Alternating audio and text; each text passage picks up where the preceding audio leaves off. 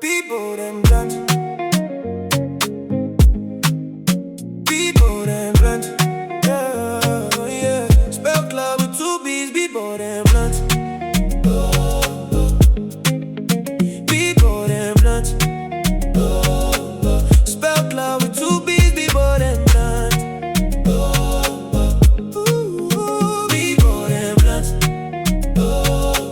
Spell club with two B's. People them blunt. We spell club with two B's. You know, weekends that require you to have sex do not let you eat.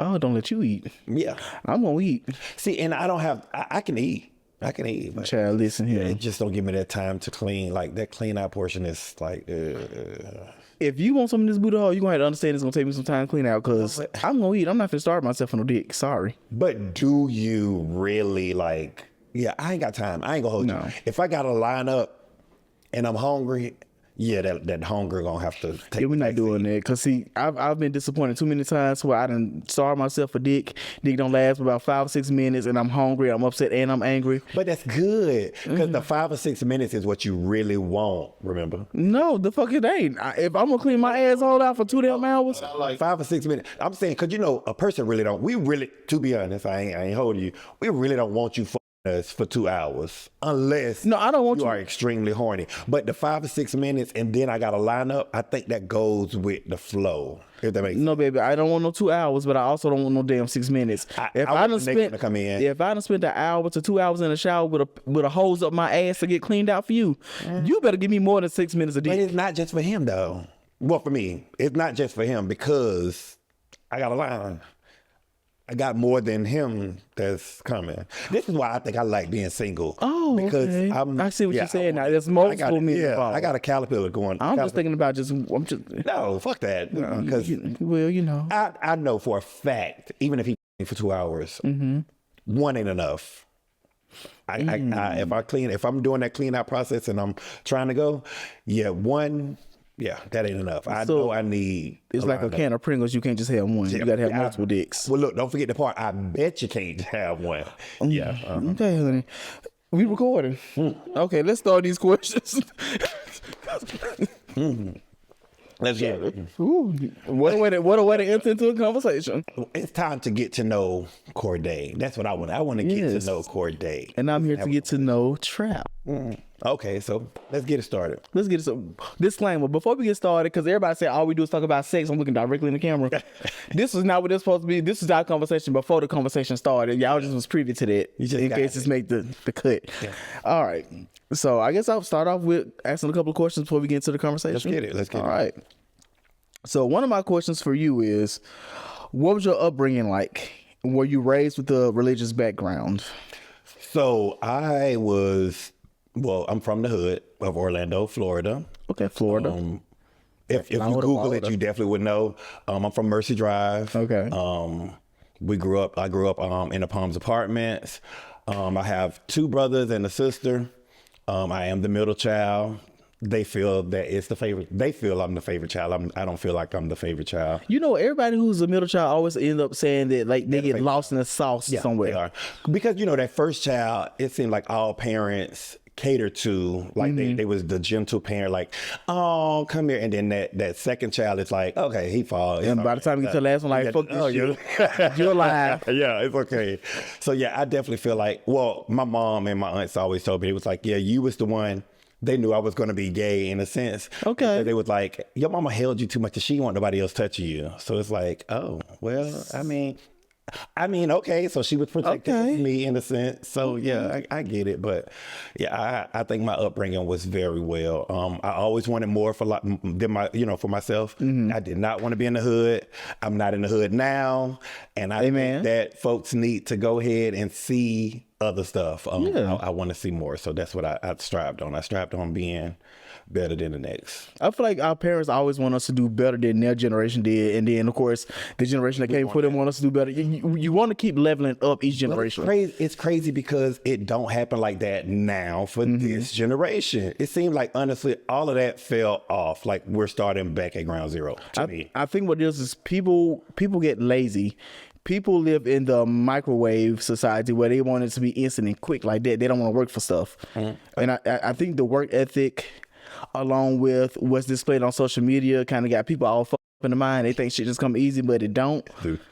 And that's why people ain't elevating. They say it do. But I do have, I ain't gonna say a religious background. My mother went to church when she went to church. My grandmother, now she frequented the church. And if you came to her house, which we was there almost every weekend, you had to go to church. So for the most part, we went to church and Evangel Temple, Church of Nazareth, on Mercer Drive as well. But where Pastor Hires, Sister Hires was the, So like when you did go to church with your grandmother, were you like active in the church? Like, did you do choir? So I can't carry a note, and I don't know what it was about, Sister Margaret over there thinking that I could sing, that high key. I got a piece. Yeah, I don't know how she let me lead that, but that didn't work for me. Yeah, that wasn't for me. What did they say? They said I was tone deaf. Well, people say now I'm tone deaf. It's what they say. Child, the old folks in church, they say, that's all right, baby, let them use you. No, I hate it. What about yourself? What talk to me about CORDAE. What's up with CORDAE? My upbringing was really simple. So from the ages of being a newborn up to 5 years old, I came from a place called Docena, Alabama. It's a real small place. We have some history there. So if you guys ever heard of Mouse College, which is a black historic college in Fairfield. So the original location for Mouse College was supposed to be in Docena. Docena was a really big coal mining community back in the day. Okay. But I was raised in Docena, with the elementary school out there, went to high school out there. My upbringing was simple. I stayed in a child's place. I played outside with my friends. I played outside with my cousins. But so after high school, did you stay or did you decide that you would need to get out of the small town? Oh no. So like I said, I stayed in Docena from the time I was like a newborn up to 5 years old. When I was 5, we moved to a place called Pratt City. What's that? Say that again. Pratt City. So Pratt City is in Birmingham. Pratt City is the hood. Anybody from Birmingham knows Pratt City, Inslee, all that is the hood. But I had a really great upbringing. I was really protected in my community, if that makes sense. I didn't really get in trouble. I didn't get suspended or none of that stuff. My mom was always on me. My dad was on me for the most part. When I moved to Pratt City, I did part of my elementary school there too. So I got to give you the whole history. So the beginning part, so from kindergarten, I went to a school called Crumley Chapel. Okay. And then my teachers found out that I was using my grandmother's address after we moved, so I got kicked out of that school. And I had to go to McCall, which was... Mind your business. That's what you tell them. They should mind their business. But it's okay, because I'm glad I got kicked out of that school, because my teachers there were so fucking racist. It was predominantly a white school. But I got kicked out. I ended up going to McCall Elementary, which was in Pratt City, and then McCall combined with a school called Scott Elementary, and they came up with Southampton Elementary. So I spent my second half of kindergarten, first, second grade, and half of third grade at McCall before it transitioned over to Southampton when they combined.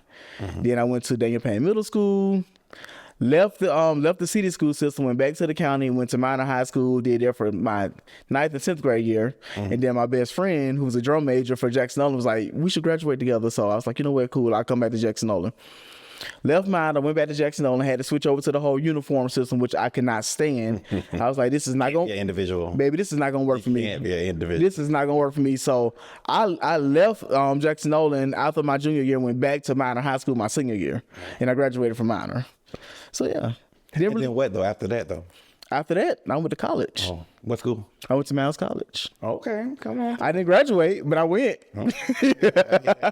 So okay, I see that you are going back to memories of middle school and elementary school. Did you find yourself like, some people say being gay is something that you was born, or that's born, it's born gay, or did you find yourself attracted to guys when you was absolutely? I think I always knew from the time I was a kindergarten up. I knew that I liked guys the same way I like girls. Okay. They were supposed to say it was mutual. It was the same. Yeah. It was like, okay, she cute, he cute, everybody cute. But in the black household, the way in my black household, the way I was raised, it was always, my folks was making fun of the gays. They was calling them by their names, this, that, and the other. So I never felt comfortable to come out during that time. because it just we were taught that it was wrong. It wasn't right. The slang terms was used. Yes, a lot of slang terms was used that are not used today. Thank God for that. Yeah. But after, I want to say I was maybe around 19 when I came out to my family. Yeah. Oh, wow. Well, that was well after me. So for me, okay, so and once again being in church, so I went to church with my stepsister, big up to Sandria, and I asked her one time, I was like, hey, does it make me gay if I find a guy attractive? You know, that was one of the questions, because it's like, I see, let's just say, I see this guy here, he's very nice looking, and I find myself like, damn, like, not saying I want to. It's just like, hey, he's not, as a child, he's nice looking. I look more at the guys than I did the girls. Never told nobody else this story a day of my life, because it seemed as if being gay was something that was always talked about. Me, the running joke for me was I'm black as hell, and that I am I'm feminine. Okay, so get your feminine ass out of here. You effing agate. Like, it's just, I got all of this when I was coming up as a child. Not traumatized. I think it made me get thick skin, so I don't worry about what people say. But I always found it like guys attractive in a sense, and I was told that me finding the guy attractive didn't make me gay. It's just being honest. She said, I see girls as attractive all the time. If they're attractive, they're attractive. So me not acting on it, me not doing anything, I felt that I wasn't gay. And when I was associated with gay, being that I was always talked about, I felt like I had to lash out at people that called me gay. So I just first off, big ups to your sister for like breaking it down that way, because it's such a double standard when it comes to males being attracted to males and females being attracted to females. It's when a female is attracted to a female, it's like, okay, cool, it's cool, whatever. But when a guy do it, baby, all hell breaks loose. All hell breaks loose. So big ups to your sister for that. Yeah, I love her for that. She did that. Yeah, that was good of her. I guess let me dig into another question. So we know that you have a military background. When did you decide to enlist, and what was the thought process behind it? And were you nervous about doing it? So yeah, okay, so I graduated high school. I'm finna say my age, it's finna show. I graduated high school 2003. I am class of 2003. Right. Go ahead and count them up. It's fine. Let's get it. Who's like 2003? Damn, I hadn't even got to high school yet. Yeah, 2003, I was out of high school. I was graduating, walked across the stage. So I was sitting on the couch. I was like, yeah, I can't do this. I was supposed to go to South Carolina State University, and that tuition was $21,000 for a year. Ooh. Yeah. Not doing that. I said, Mom, what we gonna do? Could I get this? She like, boy, no. So the next month was July. It was the summer after I graduated. July came up. My birthday is July 22nd. And July 23rd, I turned 18 and I left to go to the military. The day after my birthday, I left to go to the military. Dang. Yeah, wasted no time. I was tired of I don't get how folks just get comfortable of doing the same thing over and over and not wanting nothing. Like, being broke is a mug. Like, let me tell you, to be able to not see that, and yeah, I'm not doing that. So I left and didn't look back. Like, yeah, 7 years in though. So what does your mom have to say? Like, because you know, like most parents, when they know they baby going to the military, they sometimes feel some type of way. Like, how does she feel about that? She was scared at first, only because you know, George Bush was in office at the time. So it was like, hey, my baby ain't going to my baby ain't going to no military. He not going to no war. Like, it was like, hey, your daddy's on this check. Yeah, we was your daddy. Yeah, we was in the middle of the war with Afghanistan. Right. So yeah, he's not going to the war. No, you're the only child. You're the only child. I was like, nah, it's okay, Mom. If I have to go over there, I have to go over there. But I'm going to the Navy. The Navy is a ship, so you didn't worry about the fact of you having boots on the ground. If we had to fight the war, it would have been on a ship. We shooting missiles back at land. So I was fine in a sense. But it is, I'm gonna tell you what's tough is experiencing this again. So it's like deja vu for me, because now my son is in the military. Damn. Yeah, 21 years old. And now we have another president that's in office that's doing the same damn shit that's going on. So we gonna pray. We definitely gotta pray. Have boots on. We definitely gotta pray for something crazy. So let me just say thank you for your service. Yeah, appreciate it. Because you were so brave. Because little old me, baby, it was fun. I could not have done it. Yeah, I think that you could. I think that honestly, me personally, I think everybody should have to go to the military. It do builds character. No, I think it should be. I think it should be. You know, it just gets you where you need to be, and it makes you appreciate other things in a sense. I think you should have to though. Everybody should have to be enlisted for 4 years. Get your 4 years in, and you can also reap the benefits of getting the disabilities if you get a disability. I don't think that's a bad idea for like today's generation, because these damn kids, they need some. They want to shoot. They want to shoot something. They want to shoot something. Go shoot and be shot. No, or folks in jail. You know, the folks that's incarcerated, or the president's children. Yeah, send them first. You can't send them first. But yeah, I think that's a good little thing that we should do. Yeah, I can see that. I got one. Hold on. I got. So what made you so that we know that you are an actor? Yes. Same question, same thing. We know that you're an actor. What is something that you wanted to do outside of acting? I want to see CORDAE outside of his natural habitat. Something that I wanted to do outside of acting. So when I was in middle school, I was hell bent on watching everything that was HGTV and TLC while you were out. I just knew I was going to go into interior design. I knew I was going to be an architect. I knew I was going to do exterior design. I knew I was going to be doing like some type of landscape design. Like I just wanted to do anything that was design, even including fashion design. I used to draw all the time. I used to play this game called The Sims. I played The Sims solely just so I could build houses and decorate the houses. I get it. When I tell you, like, they can break it down. Somebody like the computer just break down. Absolutely. If I catch a damn virus or something, between The Sims and LimeWire, my computer stayed catching viruses. Yeah. But no, I just knew I was going to go into interior design. Like I loved it, and it still ain't. It's not too late for me to do it because it's still something that I kind of still want to explore a little bit. Because the way I do things in life is, if I think about it, I try it. And most of the stuff that I try, I end up becoming really good at, i.e. acting, porn. It's something I still want to do. It's still right here. Like, just do it. I just get confused, I guess, with it, because it's like, okay, so when you do an interior design, are you spending your money? Absolutely not. You get a budget, you spend their money. But the thing, but they still got to pay you for your services. Exactly. That's too much. If you go to somebody's house and you cook a meal for them, they're gonna give you. You're gonna have a budget set aside where you're gonna have to buy food, but you don't want those people to pay you, right? Of course. It's the same thing with interior design. You get a set budget. You guys agree on the budget. You try your best as their designer to stay within that budget, but they have to pay you by your fee or whatever you charge an hour. Add your fees in those things, baby. Don't come back. That's not how that works. But you can't come back to me a second time to say, okay, so I done gave you this much money, then you come back to me and say, hey, I need this bill. Unfortunately, when you're working with certain and I have not gone to school for this shit, but I watch a lot of HGTV, so don't take my advice to heart. Unfortunately, when you're dealing with certain things and you are designing for people's homes, you may run into something like somebody may have a load-bearing wall that needs to come down. Now you got this load-bearing wall that was not an expense at first, but you got to figure out, do I need to put support beams here? How can I move this? Do I need to reroute this electrical? Like, there's a lot of things that can happen to where you may have to tap into budget and go over budget, or you may have to take something away to make sure that fits into that budget.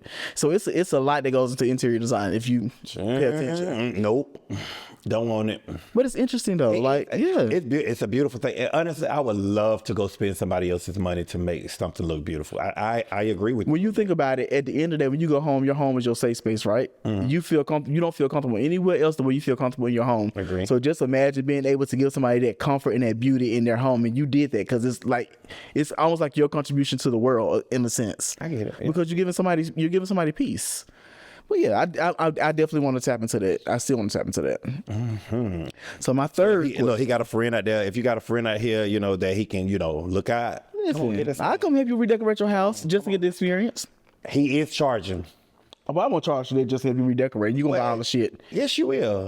I'm not licensed. Hey, I'm not licensed, and I'm not charging y'all because y'all not gonna sue me and say I done fuck some shit up. No, you just helping. Exactly. I'm gonna help you for free with your house. Wes, you got some shit you want to design over here behind that camera. Okay, so third question. And it kind of goes back to what you kind of just mentioned. So this is a good segue, I suppose. Okay. So you've shared pictures of you and your son on social media, which I absolutely adore the relationship that you guys have. That's my bestie. What is your journey into fatherhood? What has your journey into fatherhood and raising a young black man been like? So it's honestly, it has been life. It's just living. Honestly, you go one day at a time. Nothing is said as to like people say there's no manual for how you be a father. The things that I've experienced in life, my dad didn't go out to play sports with me. He didn't play basketball with me. He didn't, football and that sort of stuff. So for me, I found it was something that I was supposed to do because I didn't have it. So I put my son in soccer. I put him in basketball. I put him in baseball. I put him in everything. Karate, like all around the book, he was always involved. Though he didn't like any of those things, but at least he tried them. He didn't like no. Like football, he got hit one time. Oh, he limped off the field, and I'm like, yeah, I'm gonna go home. Baseball, it was too high. He dropped the bat, ran on off. Soccer, we're not doing this. Basketball, she used to show off, so I don't want to play no more. So yeah, everything was crazy. The only thing that he found a love interest in was dancing. He loved dancing, and what's crazy is, that was my passion at his age and going up. So it was always emotional to see him embracing something that I love. So it was like, damn, how does shit work? Like, how does it work? How does a person embrace something that they know nothing about in your whole life and they become one with it? So yeah, I appreciate, that's what I appreciate in fatherhood, is the fact of them being able to grow and become their own selves authentically. And it has nothing to do with, So